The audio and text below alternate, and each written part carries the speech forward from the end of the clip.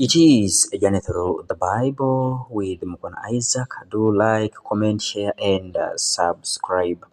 I've started this kind of sharing. We've gone through a number of them.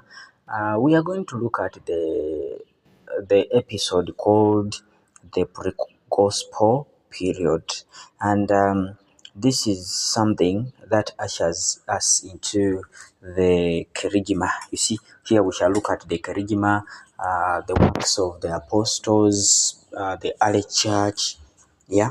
Now, the pre-gospel period marks a profound and often overlooked phase in the history of salvation, a time that stretches from the resurrection and ascension of Christ to the moment when the message of salvation began to be formally written down in the Gospels.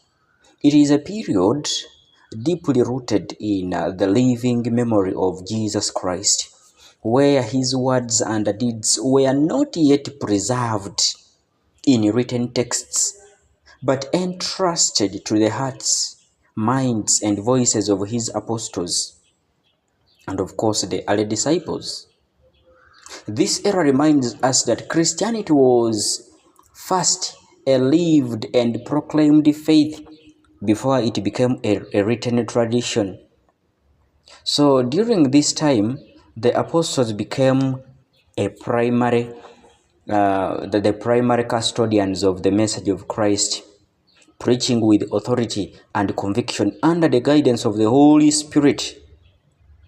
Their mission was not to write immediately, but to proclaim, to go out into the world and bear witness to what they had seen and heard. The great mission we find in Matthew chapter 28. Yeah.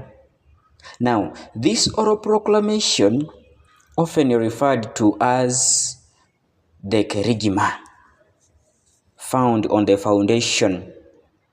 This formed the foundation of the Christ's teaching and carried the essential truth about Christ's life, death, and resurrection.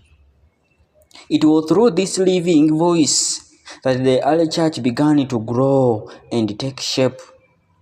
The pre-gospel period also highlights the importance of community in preserving the message of salvation.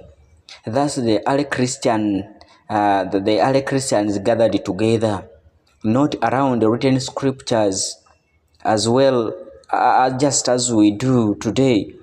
You know, for us today, we gather around written scriptures, yeah, but around the teaching of the apostles, the breaking of bread, and prayer. So in these gatherings, the words of Christ were repeated, explained, and lived out in daily life. The message was safeguarded not by ink and parchment, but by faithful hearts committed to truth and unity in the Spirit. That is why we have in the Catholic Church the cycle of 3 years. The message of Christ is repeated, is insinuated. Yeah? As we begin this journey into the pre-gospel period, we are invited to appreciate the depth and richness of a faith that was first transmitted through witness and relationship.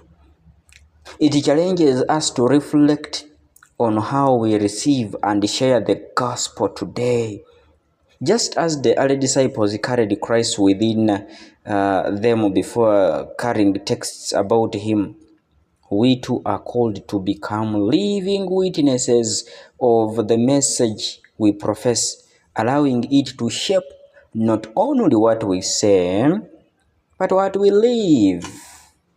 The pre-gospel period. Before the Gospels, there was a gospel.